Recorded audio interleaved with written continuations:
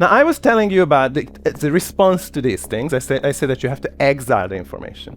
But exiling is not enough. You also need to police these fragments and make sure that these pieces of information that are kept away from your general self-image and general circulation of ideas are not there, but they're not gonna come back. They're not gonna come back to haunt you. And that just requires a lot of attention.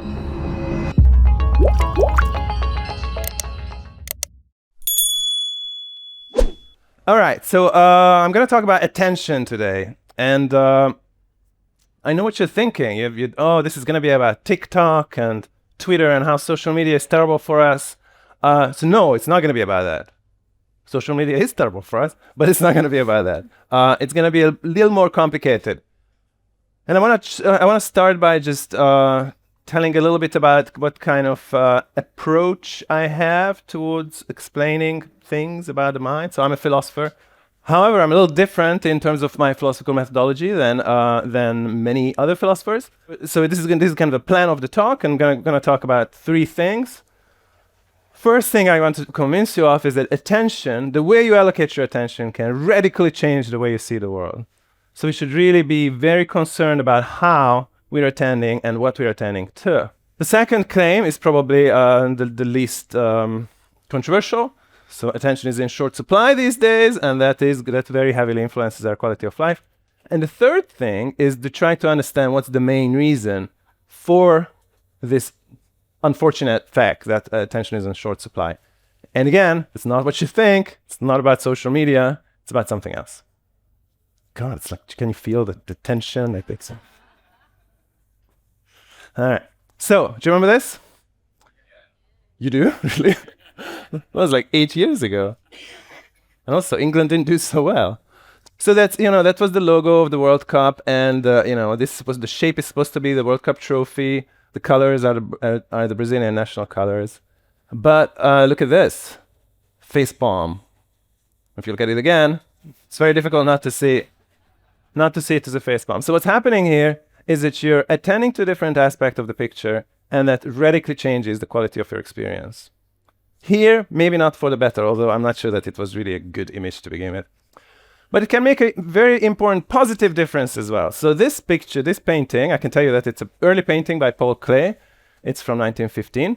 And it's, you either like it or you don't like it.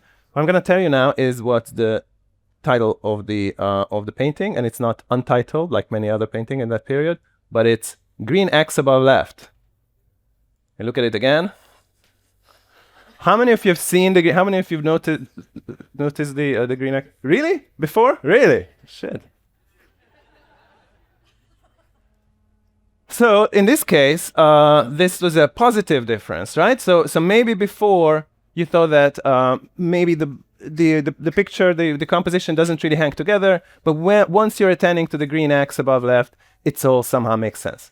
But allocation of attention can make a negative difference as well. So how many of you have seen Goldfinger? Then you probably have noticed this interesting similarity, which is pretty disconcerting, especially given the narrative of Goldfinger. But all right. Now, so this is about the allocation of attention then it makes a negative difference, I'm guessing. But it's very important that just how you're attending to, which features of something you're attending to, is very heavily dependent on your background assumptions. This is a little medal that people in the Solomon Islands in Polynesia wear. And if you look at it with your background knowledge, you probably see it as a nice abstract pattern. But in fact, in that island, it's all about fishing, right? It's a small island. Basically, all the food that they get to eat is fish. And these little figures, they depict fish, dolphins of some kind. And this shape depicts the frigate bird that preys on fish, and it's very useful to know where the fish are. So once you know this, once you're paying attention to that, again, that's going to be a very different kind of experience. So far I talked about the difference it makes what it is that you're attending to. And I can see that I completely lost everyone because but what I want to say is that it also makes a huge difference about not just what you're attending to, but how you're attending to something. And here I want to make this distinction between focused and distributed attention. It's not really my distinction. It's a well-established distinction in vision science. So this is a somewhat famous study about how experts and novices in terms of art school training look at the same painting. If you're a novice, you tend to have focused attention to the kind of the focal object, and if you have some kind of art school training, then you're gonna have a more distributed attention.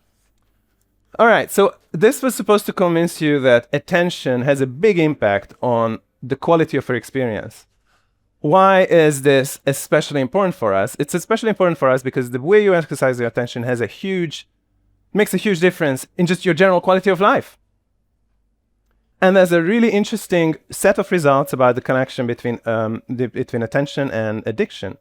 And the surest sign of addiction is about the way you're exercising your attention. So if you're addicted to some things, for example, gambling addiction, people with the gambling addiction, their attention is captured very quickly by any kind of stimulus that's related to gambling, and they can't really detach that attention from the gambling.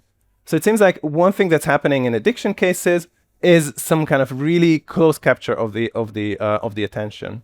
So the general line I wanna take here is that too much focused attention is just bad for you. What we really need is some kind of distributed, open-ended attention, freely attending to things, not having our attention drawn to certain predetermined things, because that does not contribute to our general well-being.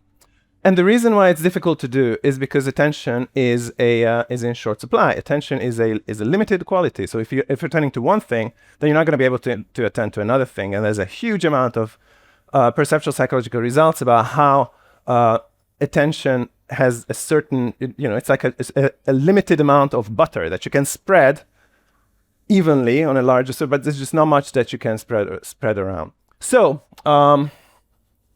it's in short supply, and if it's taken up by certain mental processes, there's not going to be enough for other mental processes. And what I want to say is that the main reason why we are in this kind of predicament in terms of attention is not really social media. It's about fragmentation. It's about a fragmented mind. So I'm going to talk about how and why our mind is fragmented.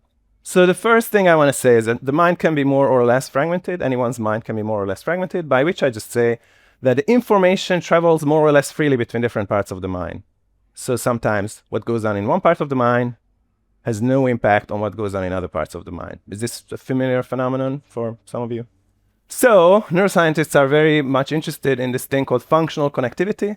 So there's anatomical connectivity, which is a very simple thing to measure, just how much neural connections are there between two brain regions.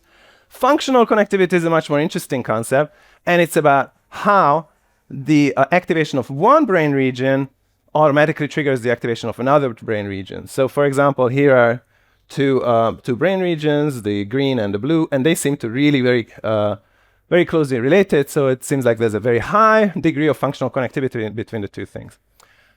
Now you can kind of average this local connectivity, local functional connectivity between any given brain regions. And if you average them, then you get a certain value for any individual mind.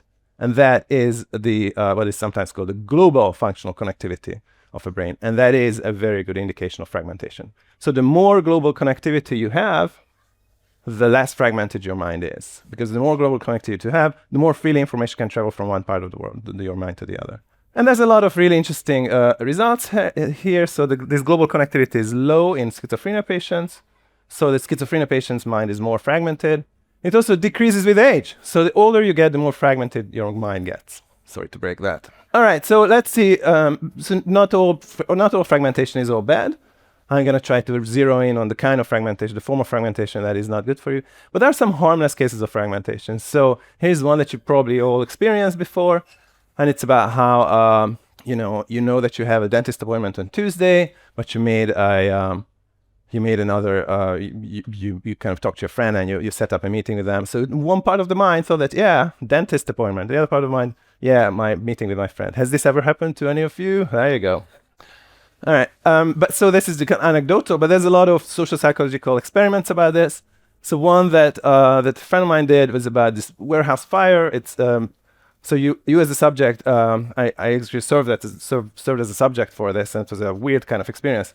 You walk in and they tell you this complicated story about this warehouse fire, and you have no idea what's going on. And they said, pay close attention because we're going to ask you questions about this.